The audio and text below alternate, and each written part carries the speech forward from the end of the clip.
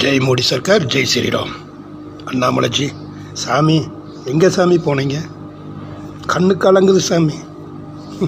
தமிழ்நாடை காப்பாற்ற வந்த ஆபத்தாண்டவனே, உன்னை எல்லாம் ஒரு தூரம் தூக்கி போட்டுக்கிட்டு இவங்க பண்ணுற சதி வேலையில் சிக்கிட்டே என் சாமி. எத்தனை வருஷம் காத்து கிடந்தோம்.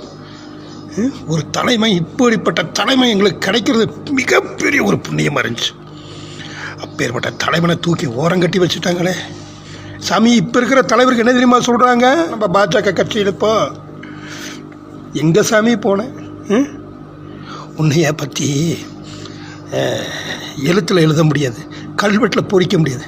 ஒவ்வொருத்தர் இதயத்திலையும் எழுதி வச்சுருக்கேன் சாமி. ஒவ்வொரு இதயத்திலையும்.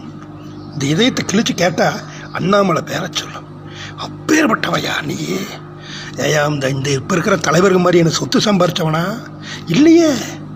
அந்த வெறப்பு எப்படி திரும்ப இருக்கும்? நேர்மை எனும் வழியில் போய்கிட்டே இருக்குது.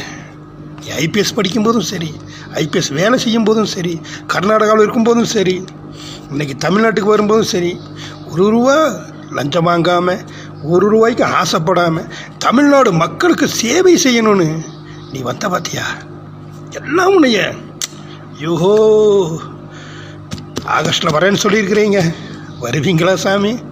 உண்மையாலுமே சொல்கிறேன் அண்ணாமலைஜி அவர்களே, உங்களை ஒவ்வொரு இல்லத்தரசிகளும் ஐயோ என் அண்ணாமலைஜி இல்லையா, ஒவ்வொரு இளைஞர்களும் ஐயோ என் அண்ணாமலை இல்லையா, ஒவ்வொரு இளைஞர்களும் அண்ணாமலை இல்லையா.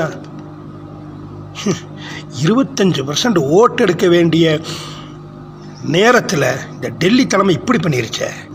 அமித்ஷாஜியே கூட்டாட்சிங்கிறாரு. சாராய கடை எப்போ மூடுவீங்கன்னு கேட்டால் தமிழிசை அம்மா அது பிஜேபிக்கார்ட்ட கேளுங்குது. என்ன சாமி இவங்கெல்லாம் தலைவர்களா? உங்கள் கால் தூசுக்கு வருவாங்களா சாமி? சாமி நீ வரணும், ஆகஸ்டில் நீ வரப்போகிற, வாங்க, உங்களுக்காக நாங்கள் இருக்கிறோம். காசு பணம் இது எதுவுமே வேண்டாமையா, எனக்கு அண்ணாமலைஜி வந்தால் போதும்.